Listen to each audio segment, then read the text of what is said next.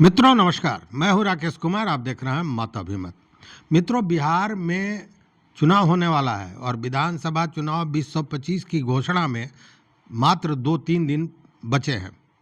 अमूमन यह कयास लगाया जा रहा है कि 4 तारीख को इसकी घोषणा हो जाएगी, मतलब चुनाव सर पे है। और इस परिस्थिति में, इस स्थिति में सबसे ज़्यादा चर्चा किसकी चल रही है यह देखें तो वो है प्रशांत किशोर। और प्रशांत किशोर ने आरोप लगाया है कई लोगों पर, जिसमें अशोक चौधरी हैं, सम्राट चौधरी हैं, मंगल पांडे हैं, दिलीप जायसवाल हैं, सांसद भी हैं संजय जायसवाल। इन सारे लोगों पर आरोप लगाया है, लेकिन सबसे ज़्यादा नज़र लोगों की है अशोक चौधरी के मामले पर, इसलिए कि अशोक चौधरी जदयू के हैं, नीतीश कुमार के नज़दीकी माने जाते रहे हैं। उन्होंने अपने को तो मानस पुत्र भी बताया और अब तक इस मामले में नीतीश कुमार द्वारा कोई भी एक्शन नहीं लिया गया है। जो भ्रष्टाचार को लेकर जीरो टॉलरेंस की बात करते हैं, जो पीछे भी भ्रष्टाचार ही का मामला जब आरोप लगा था, चार्जशीट हुआ था तेजस्वी यादव पर, तो उन्होंने महागठबंधन को छोड़ दिया था, उसके साथ नाता तोड़ लिया था और तब वो एनडीए के साथ चले गए थे। वैसे व्यक्ति अब तक चुप क्यों है? तो इशारा मिल गया है और इशारा यह मिला है कि बहुत जल्द कार्रवाई होने जा रही है। मतलब कि अशोक चौधरी, हो सकता है कि अशोक चौधरी को मंत्रिमंडल से बाहर कर दिया जाए। देखने वाली बात है कि किस तरह की प्रतिक्रिया सामने आती है, लेकिन इसको लेकर कुछ इशारा जरूर किया है जो मुख्य प्रवक्ता हैं जदयू के, नीरज कुमार। नीरज कुमार ने एक चैनल के साथ बात करते हुए ये कहा कि अब विलंब कहीं कारण की जाए। मतलब कि अब तक आप विलंब क्यों कर रहे हैं? अभी तक आपने क्यों नहीं बताया कि प्रशांत किशोर ने जो आरोप लगाए हैं वो सच है या झूठ है? अगर जो भी मामला है वो सामने आकर बताइए। आप बता क्यों नहीं रहे हैं? देखिए, जब प्रशांत किशोर ने आरोप लगाया तो अशोक चौधरी ने क्या किया? 100 करोड़ के मानहानि का दावा कर दिया। और जब मानहानि का जवाब मिला तो उन्होंने यह कहा, पहले वो कह रहे थे कि मैं न्यायालय जाऊंगा, लेकिन जब मानहानि का जवाब जो वाईबी गिरी हैं, जनसुरा जी हैं, हाईकोर्ट के वरीय अधिवक्ता हैं, उन्होंने भेज दिया, उसके बाद उन्होंने कहा कि भाई अब तो चुनाव का समय है, ये न्यायालय का बात नहीं है, इसको मैं जनता के समक्ष लेकर जाऊंगा। मतलब यह सब एक फेस सेविंग डिवाइस के रूप में वो काम ले रहे थे, लेकिन जवाब ये नहीं दे रहे हैं कि यह बात सही या गलत है। और इसी बात को पकड़ के नीरज कुमार ने फिर एक बड़ा हमला कर दिया। और यह जो मामला है यह निश्चित रूप से कहीं न कहीं अशोक चौधरी के लिए मुश्किलें बढ़ा रहा है। क्योंकि चर्चा में नीरज कुमार ने कहा कि हम भी तो नज़दीक हैं नीतीश कुमार के, लेकिन रोज़ कहाँ भेंट होता है? जब ज़रूरत होती है तो भेंट किया जाता है। ये रोज़ भेंट करने वाले, नज़दीक रहने वाले जो हैं, यह मार्केट बनाते हैं अपना। मतलब वो मार्केटिंग कर रहे थे, ये उनका ये कहना है। अगर हम पर कोई आरोप लगा देगा गलत तो हम बर्दाश्त करेंगे। मौन लक्षणम स्वीकृति लक्षणम। क्यों नहीं हो रहा है? जवाब दीजिए।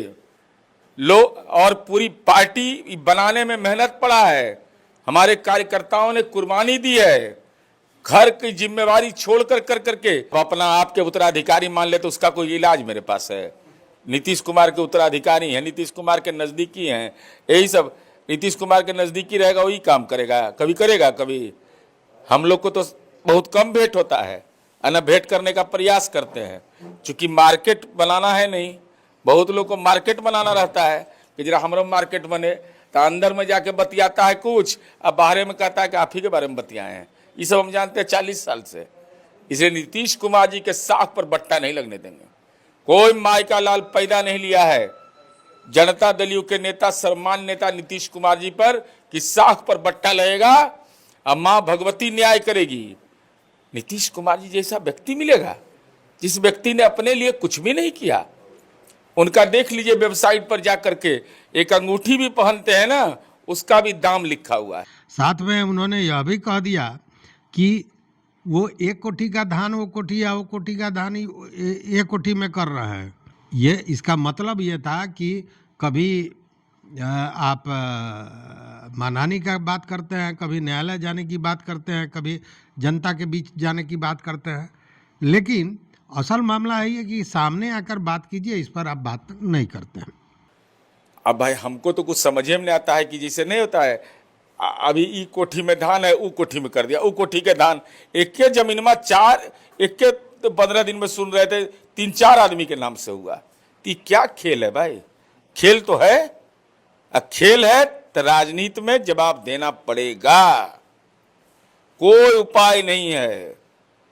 अब मैं जब आपको बोल रहा हूं तो पार्टी का प्रवक्ता बोल रहे हैं, हमारे के पार्टी के प्रदेश अध्यक्ष ने हमारी बात को दरकिनार किया, कार्यकारी अध्यक्ष ने दरकिनार किया, किसी माननीय मंत्री ने कहा कि नीरज कुमार गलत बोल रहे हैं, उनको जवाब नहीं देना चाहिए। हर व्यक्ति यह बोलेगा कि जवाब दीजिए। अब हम क्या एक्शन लेंगे ये तो शीर्ष नेतृत्व तय करेगा। साथ में नीरज कुमार का यह भी कहना कि भाई कुछ तो होगा, आखिर चुप क्यों है, बोल क्यों नहीं रहे हैं। मतलब कि एक तरह से इशारा है कि भाई गोलमाल घालमेल तो है, तो ये सारी चीज़ें चल रही हैं। जब दलित की बात आती है, और आपको याद होगा कि अशोक चौधरी ने कहा कि वो दलित हैं और उनको इतना सम्मान, प्यार, मोहब्बत दिया गया, इसलिए वो मानस पिता मानते हैं नीतीश कुमार को। तो इस पर बड़ा गहरा जवाब दिया नीरज कुमार ने। नीरज कुमार ने जो कहा कि हम तो विकास मित्र हैं, टोला सेवक हैं, इसको टैबलेट दे रहे हैं, कंप्यूटर मोबाइल दे रहे हैं, वो दलित हैं उनको मोबाइल दे रहा है।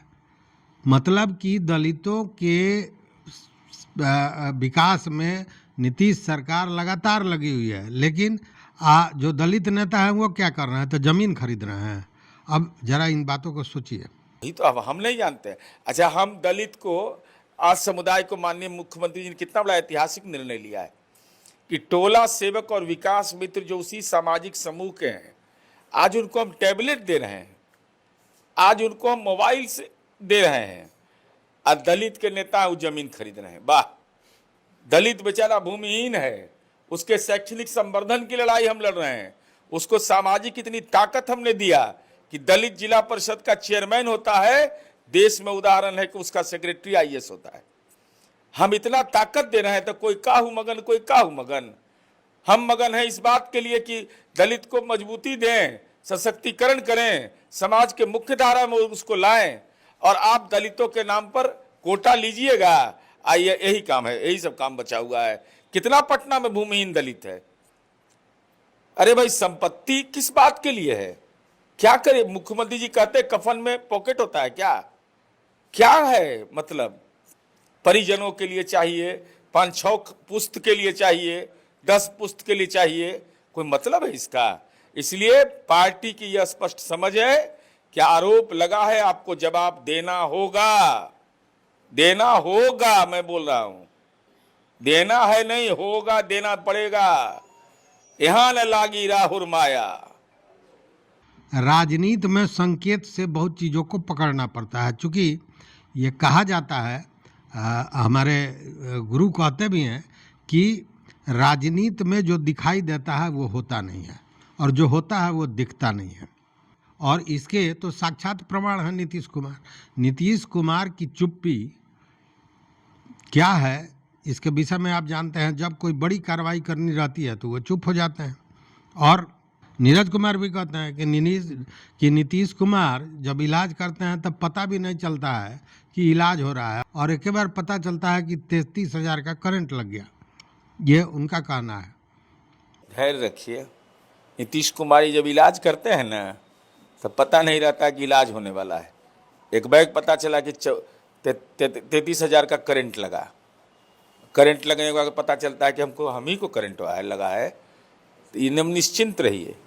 और ये करंट लगने वाला है। पार्टी के कार्यकर्ताओं की मांग मैं बता रहा हूं, और हम आपसे अनुरोध करेंगे, हमारी पार्टी के जितने नेता हैं, अगर हमारे आप शुभचिंतक हैं और चाहते हैं कि नीतीश कुमार जी की साख पर कोई बट्टा नहीं लगे, तो आप हमारे एमएलए, एमपी, हमारे ex MLA, x MP, party के कार्यकारी अध्यक्ष, पार्टी के प्रदेश अध्यक्ष, किसी से बयान आप ले लीजिए। मंत्रिपरिषद के सदस्य जो हमारी पार्टी के हैं, हर व्यक्ति यह जरूर बोलेगा कि नीतीश कुमार ईमानदार हैं और नीतीश कुमार के साख पर बट्टा अगर लगा है तो जवाब तो देना चाहिए। हर व्यक्ति बोलेगा, मैं 100% गारंटी दे रहा हूं, मेरी किसी से कोई बात नहीं हुई है, अन्य हम बात करते हैं ही सब, क्योंकि हम यह जानते हैं कि नीतीश कुमार जी के उसूल पर ही वो लोग चलने वाले हैं। तो किस बात का समझौता करेंगे और डर किस बात का है? हमने कोई गुनाह ही नहीं किया तो डर किस बात? इसीलिए यह जो इशारे हैं, इससे स्पष्ट लगता है कि अशोक चौधरी की मुश्किलें बढ़ रही हैं। और एक घटना देखिए, अभी जो मैं बताने जा रहा हूँ, दो घटना का मैं जिक्र करूँगा, इन दोनों घटना को जरा आप मिलाइए। नीरज कुमार ने कहा था कि हम पर एक एफआईआर हुआ था, और जब एफआईआर हुआ तो नीतीश कुमार हमको पहचानना बंद कर दिए, मतलब हमको पहचान भी नहीं रहे थे तब तक, जब तक उस आरोप से हम मुक्त नहीं हो गए। मतलब कि जब तक हम आरोपित थे, नीतीश कुमार ने नीरज कुमार को पहचानने से भी इनकार कर दिया, वो पहचान भी नहीं रहे थे। अब दूसरी घटना पर आइए। मीडिया रिपोर्ट्स है, अभी आपने एक आईएएस, पूर्व आईएएस हैं, उनको भी सुना होगा, यादव जी, उन्होंने भी इस कहानी का जिक्र किया कि इस पूरे प्रकरण के बाद अशोक चौधरी गए थे नीतीश कुमार से मिलने। जब नीतीश कुमार के सामने पहुंचे तो नीतीश कुमार ने उनको नहीं पहचाना और पूछा कि भाई ये कौन है, तो किसी ने बताया कि मंत्री हैं, तो उन्होंने कहा जब बैठ जाइए। अब इसको लेकर कुछ लोग कह रहे हैं कि भाई ये इसलिए हुआ है कि नीतीश कुमार स्वस्थ नहीं है, अस्वस्थ है, उनको परेशानियां हैं, विस्मरण हो जाता है, ये सब। लेकिन मैं इस बात को नहीं मानता हूँ। मैं इस बात को जोड़ रहा हूँ नीरज कुमार की उस कहानी से, और चुप्पी भी कहीं ना कहीं इसी ओर इशारा कर रहा है कि नीतीश कुमार ने अस्वस्थता के कारण अशोक चौधरी को नहीं पहचाना। यह बात पचने वाली नहीं है। आप रोज देख रहे होंगे कि नीतीश कुमार बड़ी बड़ी सभाओं में जा रहे हैं, वहाँ बात कर रहे हैं, भाषण दे रहे हैं। अभी पिछले दिनों 3 महीने 2 महीने के अंदर में आपने देखा होगा कि कितनी योजनाएं बिहार सरकार लाई है। तो क्या बिहार सरकार बिना नीतीश कुमार के बात के, बिना उनकी जानकारी के, बिना उनके विमर्श किए लाया होगा? सवाल ही नहीं पैदा होता है। तो ये सारी चीज़ें करने के लिए वो सही है, और किसी को पहचान नहीं रहे हैं, और इसको आप इस तर्क से चाहते हैं कि काट दें कि वो मानसिक रूप से सही नहीं है। यह बात बिल्कुल पचने वाली नहीं है। मतलब कि यह इशारा है नीतीश कुमार का कि कुछ न कुछ होगा, और आज विजयदशमी पूरा हो गया। मतलब कि बहुत जल्द 1-2 दिन में एक बड़ी खबर मिल सकती है और अशोक चौधरी पर कार्रवाई हो सकती है, या यूं कहे कि कार्रवाई तय है, जिसका इशारा नीरज कुमार ने ऑलरेडी दे दिया है। ऐसे भी आप जानते हैं, तेजस्वी यादव पर जब आरोप लगा तो नीतीश कुमार ने तो सरकार ही तोड़ दिया, महागठबंधन से को छोड़ दिया, उन्होंने एनडीए के पास चले गए। मतलब कि किसी भी तरह से इस तरह के आरोप के साथ नीतीश कुमार नहीं रह सकते हैं, क्योंकि नीतीश कुमार के पर चाहे विरोधी कितना भी बड़ा आरोप लगा दे, लेकिन उनके व्यक्तिगत ईमानदारी पर आरोप नहीं लगा है। वैसे में एक तो चुनाव का माहौल, और उस पर उनकी जो पूरी संपत्ति है, उनकी ईमानदारी, उस पर अगर आँच आने वाला हो तो नीतीश कुमार निश्चित रूप से बड़े से बड़ा फैसला लेने में हिचकिचाएंगे नहीं। मतलब 2 दिन में चीज़ें सामने आ जाएंगी। तो इस वीडियो में बस इतना ही। देखते रहिए मत अभिमत। मित्रों, चैनल पर नए हो तो सब्सक्राइब कीजिए, लाइक कीजिए, दोस्तों के साथ शेयर कीजिए और अपना विचार जरूर दीजिए। बहुत बहुत धन्यवाद। कोटिशः आभार।